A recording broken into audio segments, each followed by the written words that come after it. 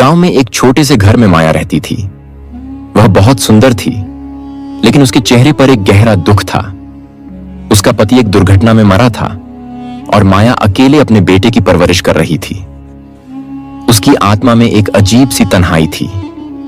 गांव के लोग उसे दुखी और अकेली समझते थे, लेकिन माया के चेहरे पर एक रहस्यमयी शांति थी। एक दिन गांव में एक साधु आया। उसका नाम था आदित्य। वह दिखने में बहुत साधारण था, लेकिन उसकी आंखों में कुछ खास था।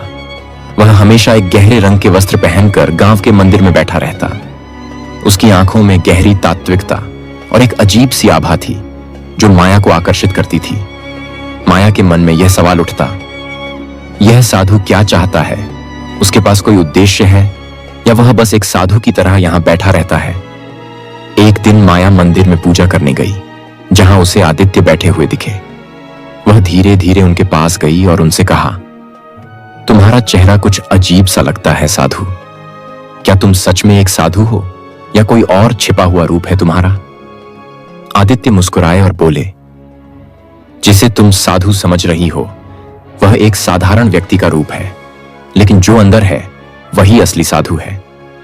माया को यह बात अजीब लगी, लेकिन फिर भी उसने साधु के साथ थोड़ी और बातचीत की।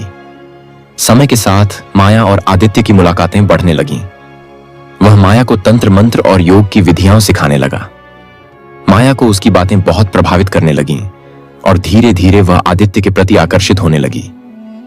लेकिन माया को कुछ अजीब सा महसूस होने लगा। आदित्य उसकी मदद करने के बजाय कभी कभी उसे मानसिक रूप से थका देता। वह माया से कहता, तुम्हारे भीतर एक अदृश्य शक्ति है जो तुमने कभी पहचानी नहीं है। तुम्हारी आत्मा बहुत बलशाली है, लेकिन तुम्हें इसे जागृत करना होगा। माया ने आदित्य की बातों को ध्यान से सुना, लेकिन उसके मन में संदेह भी था। क्या सच में यह साधु उसे किसी विशेष उद्देश्य के लिए रास्ता दिखा रहा था, या वह किसी काली शक्तियों के जाल में फंसा रहा था? कुछ दिन बाद माया ने देखा कि उसके घर के आसपास अजीब घटनाएं घटने लगीं। रात को खिड़की से अजीब आवाजें आने लगीं और कभी कभी वह महसूस करती थी कि कोई उसके कमरे में आकर उसे घूर रहा होता है। एक दिन माया ने आदित्य से यह बात की तो वह बोला, यह सब तुम्हारी आत्मा के जागरण का हिस्सा है। तुम्हारे भीतर की शक्ति जाग रही है और अब तुम्हें उसे नियंत्रित करना सीखना होगा। लेकिन माया की बेचैनी बढ़ती जा रही थी। एक रात वह आदित्य के पास गई और पूछा, क्या तुम सच में मुझे अपनी शक्ति दिखा सकते हो? क्या तुम मुझे वह तंत्र मंत्र सिखा सकते हो जो मेरे जीवन को बदल दे? आदित्य ने एक रहस्यमयी मुस्कान के साथ कहा, तुम्हारे लिए बहुत कुछ किया जा सकता है माया, लेकिन इस शक्ति का उपयोग ठीक से करना होगा। हर चीज की कीमत होती है। आदित्य ने माया को तंत्र मंत्र की एक विधि सिखाई, जिससे माया की शक्तियों का जागरण हुआ। लेकिन इस मंत्र के साथ कुछ और भी था। माया को धीरे धीरे यह एहसास हुआ कि यह तंत्र मंत्र केवल उसके जीवन को बेहतर बनाने के लिए नहीं, बल्कि किसी और को नियंत्रण में करने के लिए था। एक दिन माया को आदित्य के बारे में एक खतरनाक सच पता चला। उसके द्वारा सिखाए गए तंत्र मंत्र का उद्देश्य किसी और को नियंत्रित करना था। माया ने यह पाया कि आदित्य एक साधु नहीं, बल्कि एक तंत्रिक था, जो लोगों की आत्माओं को अपनी इच्छा के अनुसार मोड़ता था। वह एक शक्तिशाली तंत्रिक था जो किसी विशेष उद्देश्य के लिए अपनी शक्तियों का उपयोग करता था। माया को यह एहसास हुआ कि उसने बिना समझे आदित्य के जाल में फंसकर अपनी शक्ति को एक खतरनाक दिशा में मोड़ लिया था। आदित्य ने माया को अपने जाल में फंसा लिया था और अब उसे यह महसूस हो रहा था कि उसकी आत्मा पर आदित्य का नियंत्रण है। माया ने अंततः यह तय किया कि वह अपनी आत्मा और जीवन को बचाने के लिए आदित्य से मुक्ति पाएगी।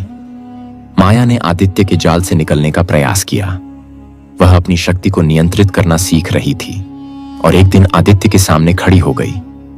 वह बोली, तुमने मुझे धोखा दिया है आदित्य। अब मैं तुम्हारे जाल से बाहर निकलने के लिए तैयार हूं।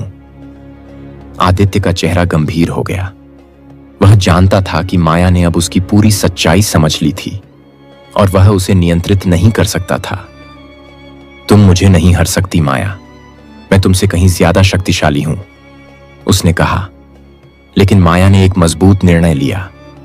उसने आदित्य का तंत्र मंत्र तोड़ा और उसकी शक्ति को समाप्त कर दिया।